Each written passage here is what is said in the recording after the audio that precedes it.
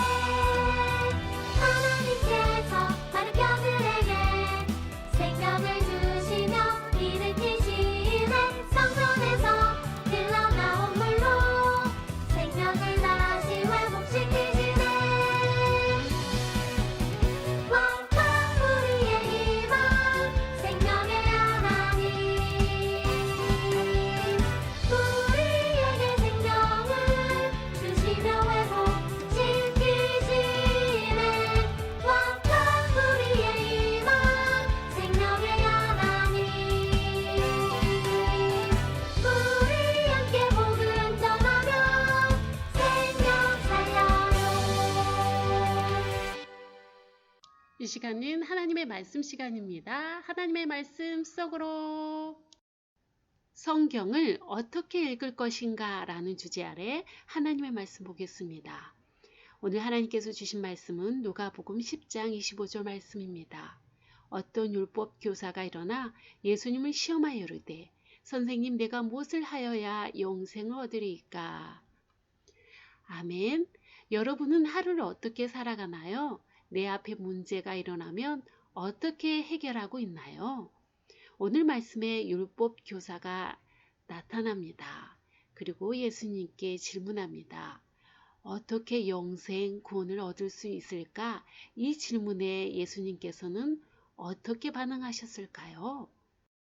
그렇죠. 예수님께서는 바로 답변을 하지 않았습니다. 성경을 보면 마태복음부터 사도행전 1장까지 예수님이 등장하죠. 지금 이 책 All Jesus Asks라는 예수님께서 물으신 모든 것이라는 책에서 예수님께서 질문을요 305번까지 하셨다고 말하고 있습니다. 오늘 누가복음 10장 26절을 보면 예수님의 질문을 볼 수 있습니다. 읽어볼까요? 예수님께서 이르시되 율법에 무엇이라 기록되었으며 너가 어떻게 읽느냐? 아멘. 그렇습니다. 예수님께서 이런 질문을 던지십니다. 그렇다면 어떻게 독서해야 할까요? 서양 전통에서는 렉시오 디비나라는 성경 말씀을 읽고 묵상하는 것으로 거룩한 독서, 영적 독서라고도 불립니다. 이 렉시오 디비나는요, 4단계로 나누고 있습니다. 1단계는 독서, 렉시오 읽기입니다. 그 당시 읽기는 띄어쓰기를 말하고 있는데요.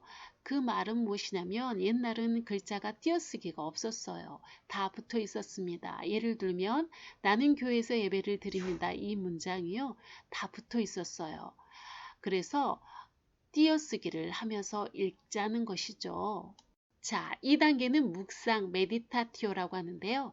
중얼거리는 것을 뜻합니다. 시편 1편 2절에 오직 여호와의 율법을 즐거워하며 그의 율법을 주하로 묵상하는 도다라고 말하고 있습니다.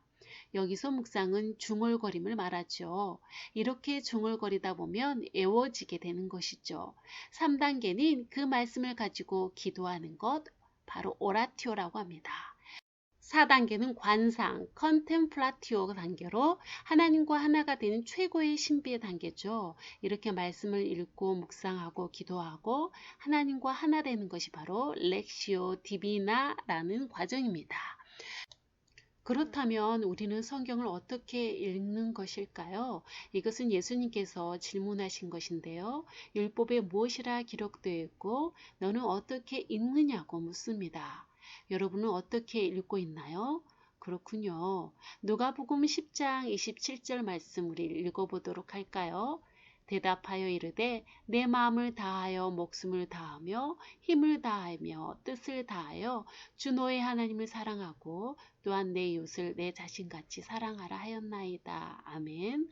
어떻게 영생을 얻나요? 라는 율법교사의 질문에 다시 질문을 통해 율법교사가 답을 말하게 합니다. 지금 율법 교사는 읽기의 심장과 같은 본질을 이야기하고 있습니다.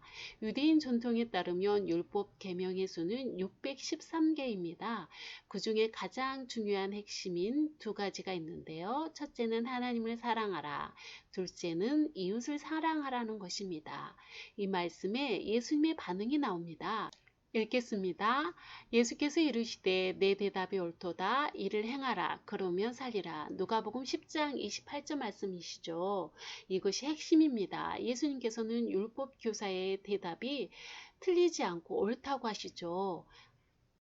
우리는 이제 알죠. 성경의 핵심은 무엇입니까? 바로 사랑이라는 것입니다. 하나님을 사랑하고 이웃을 사랑하라는 것이죠. 신학자이면서 철학자인 성 어거스틴은 성경을 해석하는 열쇠는 바로 사랑이라고 말하고 있어요. 오늘 2절 말씀을 통해 우리는 사랑에서 머물지 않고 행동도 중요함을 알게 됩니다. 그 다음 구절에서 율법교사는 또 묻습니다. 우리의 이웃은 누구인가? 라고요. 그 말에 예수님은 답을 한 이야기를 통해 소개합니다. 그 이야기가 무엇인가요? 바로 선한 사마리아인의 이야기입니다. 그 이야기에서 우리는 이웃은 누구입니까? 라고 묻게 되죠. 누굴까요? 그렇죠. 고통받는 사람을 말하고 있죠. 그러자 예수님이 또 질문을 하시죠. 누가복음 10장 36절에 보면 너의 생각에는 이 세 사람 중에 누가 강도 만난 자의 이웃이 되겠느냐를 통해서 율법 교사는 자비를 베푼 사람이라는 것을 깨닫게 됩니다.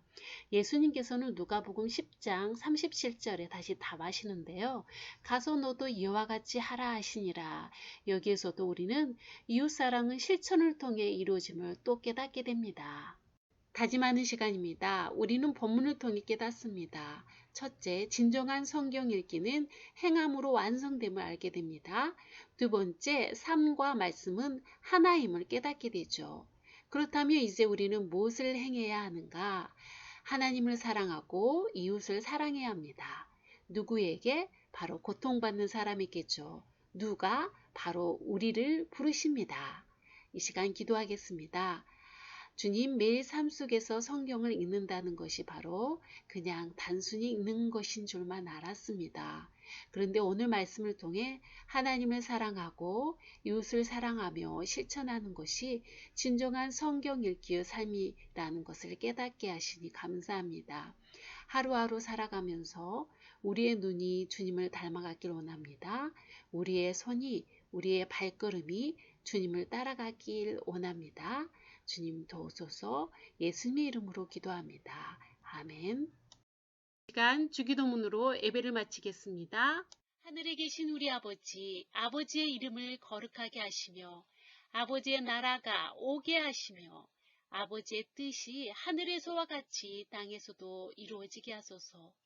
오늘 우리에게 일용할 양식을 주시고 우리가 우리에게 잘못한 사람을 용서하여 준 것 같이 우리 죄를 용서하여 주시고 우리를 시험에 빠지지 않게 하시고 악에서 구하소서. 나라와 권능과 영광이 영원히 아버지의 것입니다. 아멘.